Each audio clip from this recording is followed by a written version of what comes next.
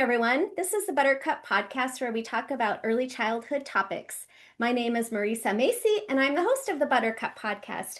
I'm super excited because I have a special guest from Oxford today that I'm going to be talking with. I have Professor Santa Ono. He is a senior academic leader and nationally recognized scientist whose career centers on leading globally connected research universities and large-scale innovation institutions, with a focus on institutional transformation, research expansion, technology-driven innovation, sustainability, and public engagement. Professor Ono is a research fellow at Worcester College. He serves as president of the Ellison Institute of Technology, Oxford, and global president of the Ellison Institutes. And they advance discovery in health, food security, clean energy, climate, and artificial intelligence. He is developing a major new research campus at Oxford Science Park, which is so exciting. I can't wait to hear more about this. More than 2.3 million square feet of laboratory space and overseeing the recruitment of up to 7,000 scientists, engineers, and clinicians. He directs platforms in AI, robotics, generative biology, and clinical research, and leads education initiatives including the Ellison Scholars Programme and doctoral programs conferred by Oxford University. He has published over 170 papers, served on numerous editorial boards, consulted for leading biotech and pharmaceutical companies, and advised national science panels in the US and Canada. Dr. Ono is an elected member of the National Academy of Medicine, the American Academy of Arts and Sciences, the Royal Society of Chemistry, and the Canadian Academy of Health Sciences. Welcome, Dr. Ono. Thank you so much for this invitation. It's so great to meet you and to have you on my podcast and to pick your brain about STEM. Your bio is so impressive. Could you tell us how you got started in this field? Well, I'll start with my father. My father is a mathematician, and his story is a really neat one. You might have watched the movie Oppenheimer, and my father was recruited to come to the United States by Robert Oppenheimer when he was a young man. Robert Oppenheimer was looking for a handful of, he hoped to be future mathematicians that would be eminent. And my father was one of those. And so at that time, he and my mother were relatively newly married, and they traveled to Princeton, New Jersey. And in addition to Robert Oppenheimer, Albert Einstein was there. And it really is considered a mecca for theoretical physics and mathematics. And so it was an incredible honor to be invited by Robert Oppenheimer to the Princeton Institute for Advanced Study. And so even before I was born, to answer your question, I was probably expected to follow a scientific career. And I didn't become a mathematician, but certainly in our household, STEM disciplines were very, very important because that was my father's vocation. And I have two brothers. One of them is actually a renowned mathematician. And so I chose biology, molecular biology, as my area of focus as a scientist, and I've had a career for about 4 decades focused on STEM. In my field was molecular biology and immunology, and I still do a little bit of that. I still try to use now the power of artificial intelligence to create precision solutions to health and disease issues. And that's one of the things that we're doing at the Ellison Institute of Technology at Oxford. That is so exciting. And your background growing up with your dad and family in the sciences probably had something to do with your interest and curiosity. Um, it, if you had to give some advice to my students who are working with young children, how do we promote curiosity? That's an incredibly good question, and I feel I'm very blessed because I owe so much, after my parents, I owe so much to teachers at every level, from elementary school to middle or junior high school to college, for anything I learned and for encouraging me down this path. And I'll give you a couple of examples. I remember that when I was in junior high school, in I would say grade 7, 8, and 9, that there was a teacher called Mr. Phoebus, Phoebus, and he was a teacher that wanted to push the students beyond where they were comfortable. And so here we were, a bunch of middle school kids, and he had gifted and talented courses and honors courses. And I was in something called advanced biology, or anatomy and physiology. And I remember that whether he was teaching us physics or chemistry or biology, that he would always not use the textbooks for students, kids, but for college students. And so, that was quite a ask of kids that are teenagers, but um, it was something that really, I think, pushed us to go further than we we knew we could go. And I think that's a huge positive thing. But he also had a way of bringing things to life. It's one thing to look at your computer screen or a book, back then it was just all books, and look at a one-dimensional image of a heart or of a chemical reaction. But those were early days when he would take a video camera. And for example, when we were studying the Krebs cycle, he would get all of us to be dressed up in different colored t-shirts to be part of the Krebs cycle.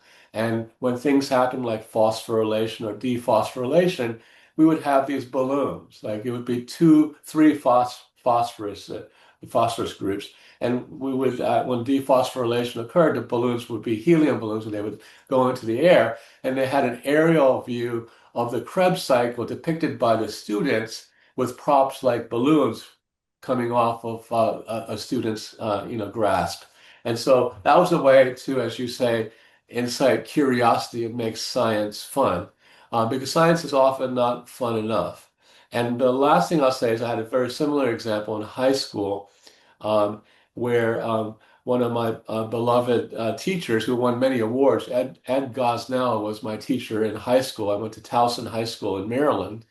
And to give you an idea of what a teacher can do for a young developing student, after class, he realized that at 2:30 or whenever the last bell rang, that I had this thirst to explore this new field of recombinant DNA or molecular biology. So what he did was there weren't sufficient equipment in the school. It was a public school. We weren't wealthy, but he used his own money to buy petri dishes. He fixed an incubator, and he started to give me opportunities to try to do lab work in a school that wasn't equipped to do lab work at his own expense. The last thing he did was, this is in Baltimore, so Johns Hopkins University is pretty close by, right? So he would hear about when famous Johns Hopkins professors were giving lectures, and he would tell me about them, and he would drive me to listen to somebody called Dan Nathans or Hamilton Smith, who won Nobel Prizes for the discovery of restriction enzymes. And I got to hear them talk live. And that was a way to encourage me by letting me see and to meet the actual scientists that were revolutionizing biology.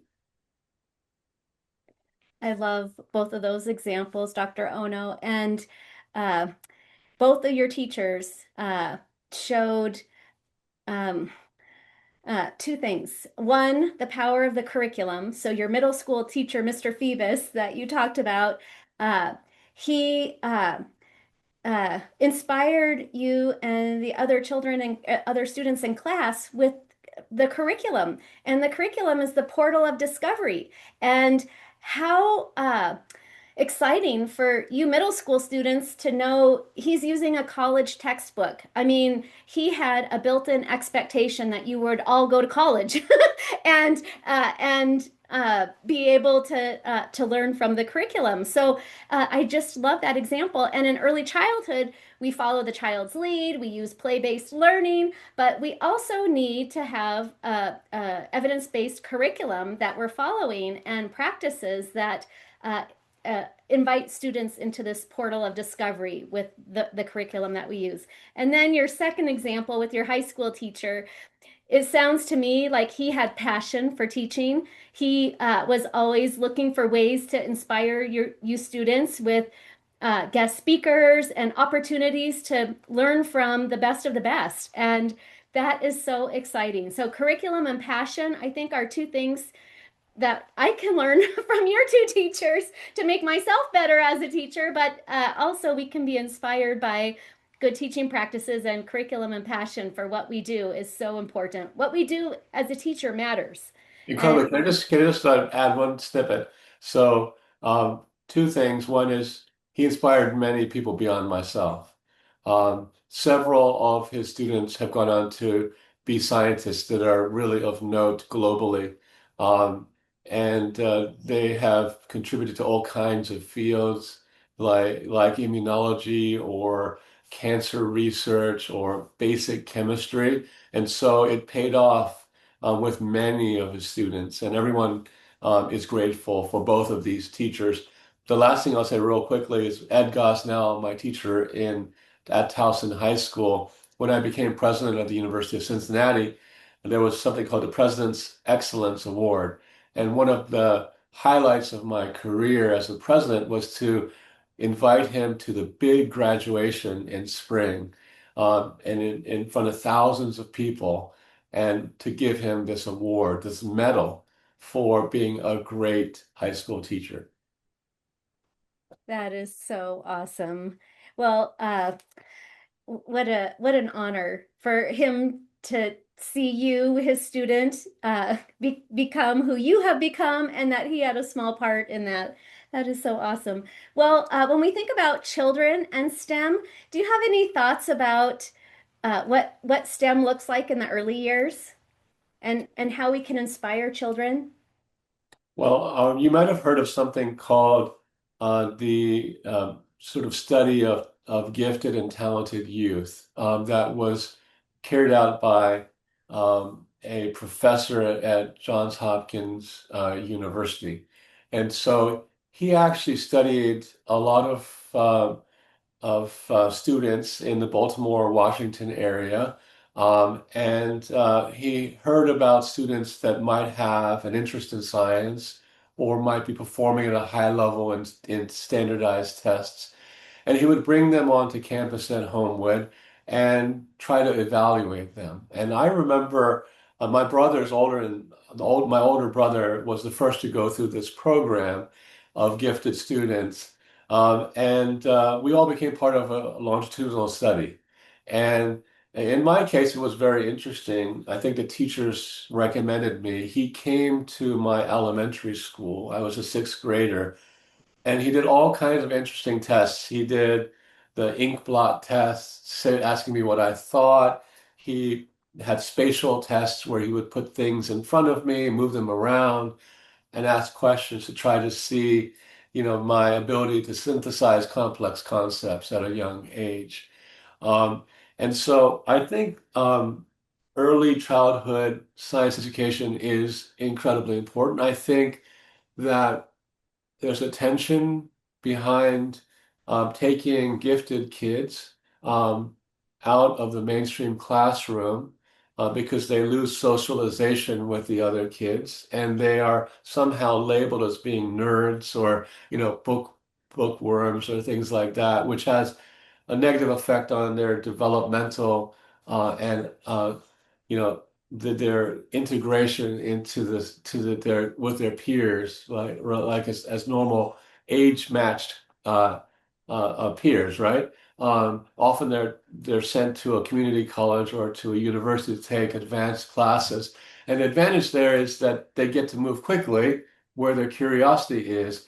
But I can tell you from looking at these sorts of cohorts, in my case personally, but also as a university president, that there are pros and cons to that approach. And I can talk about an example at the University of British Columbia that I think worked very well, where there was in the midst of a very close proximity to a normal high school, that there was on the nearby university campus a place they could go the last hour and a half of the day. So they would be mainstreamed and then not taken out of their classes and brought into a university where they could get more specialized or more advanced instruction. So the partnership between the K through 12 school and the college, community college or university has to be thought through very carefully because you want the student to thrive, not only in terms of being challenged with upper level classes, but also not to lose their emotional formation as well. Yes, those are excellent considerations for all children, and especially children uh, with giftedness and social emotional needs and concern for development. That example from the University of British Columbia with being on campus and being at a university campus when you're young.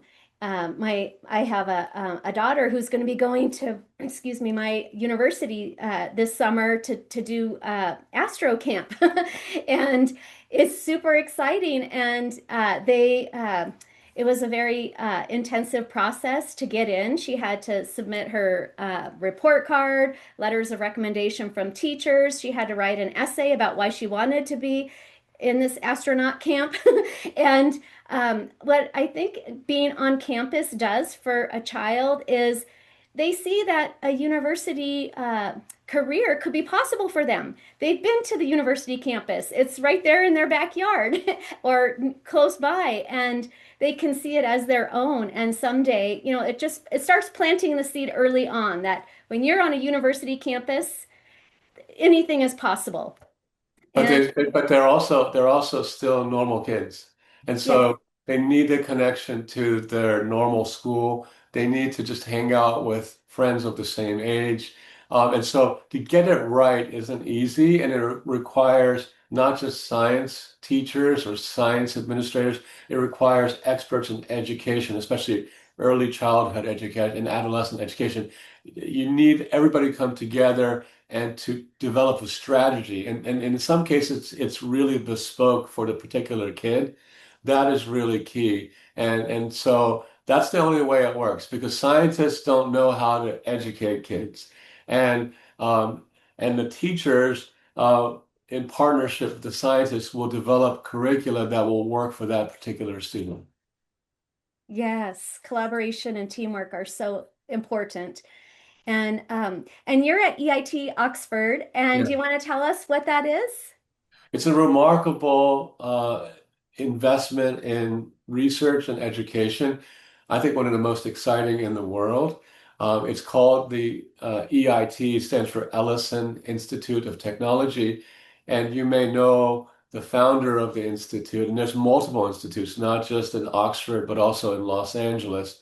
It's someone called Larry Ellison, who was the founder of Oracle Corporation, which, as you know, has over 100,000 scientists and engineers and computer scientists, and really is kind of the backbone to lots of data sets, whether you're looking at a school or a bank or the stock market or a hospital, the whole infrastructure to that was developed by Oracle Corporation.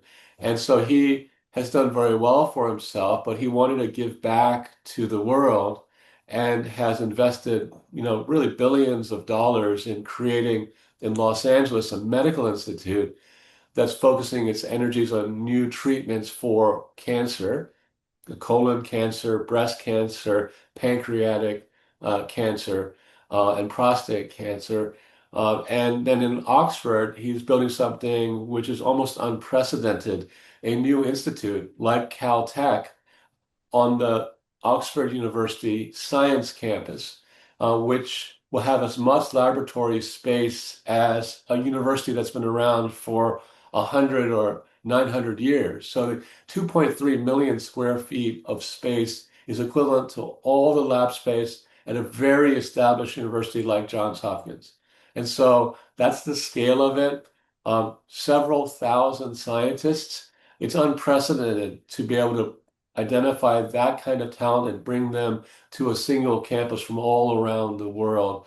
And it's just incredibly exciting. And it's not more of the same. There's a very exciting vision where he wants to create a community of the best minds focused on the problems the world needs to have solved. For example, global warming or food scarcity. The population is growing very rapidly, but our ability to make food for them is not increasing at the same rate. And one of the big concerns that we have to solve, or problems we have to solve, is how do we produce more food in an environment that's less supportive of production of, for example, corn or wheat or other kinds of things that are staples to our diet. How do we solve that using science and technology? How do we optimize it so the food that we make is more nutritious?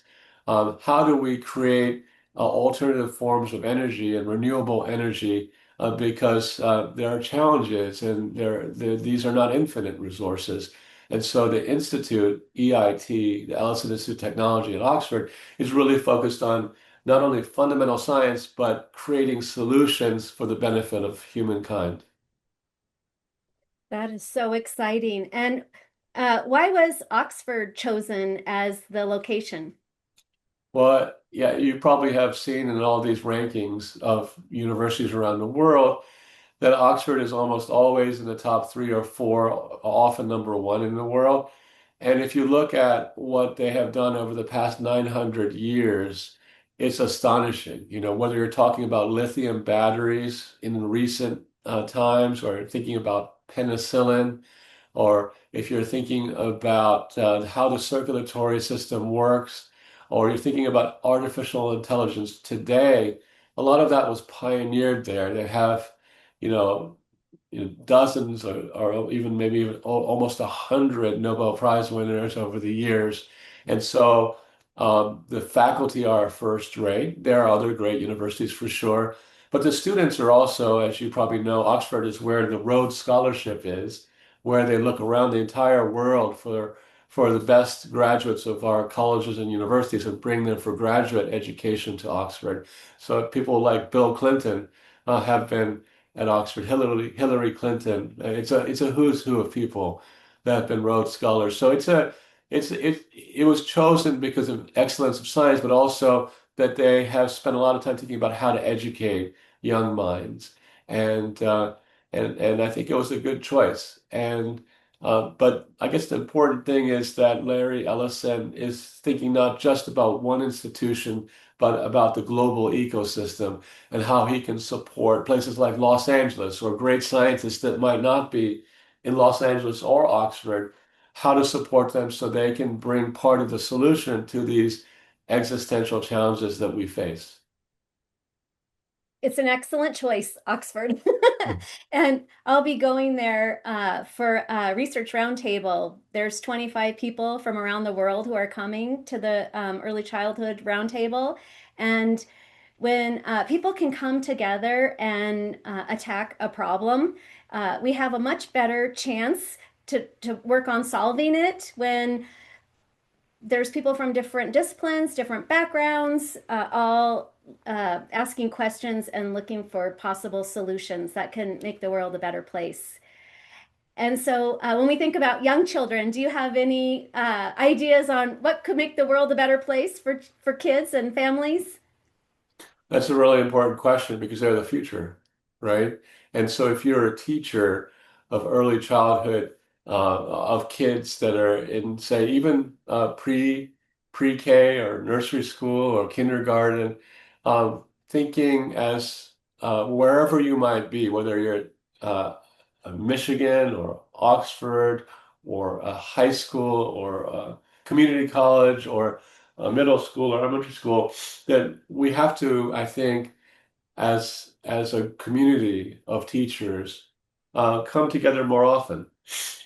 Often there's not enough thought to the articulation between what happens in elementary school to middle school to high school to college, and um, it's more as if the next step, sort of cryptic direction or guidance on what is needed as they transition to the next school, um, that there's not enough give and take. And sometimes things change abruptly, and it's very hard if you're in kindergarten or you're in elementary school to adjust to what can be viewed as ever-changing guideposts, right? You can't keep moving the hockey net and expect those who are pushing the puck forward, from the other side of the rink up the rink. If you keep moving the net, it's not very efficient. And so there needs to be much more conversation between educators at different levels. And so I think if you're at a university or even a research institute, there needs to be a broader strategy.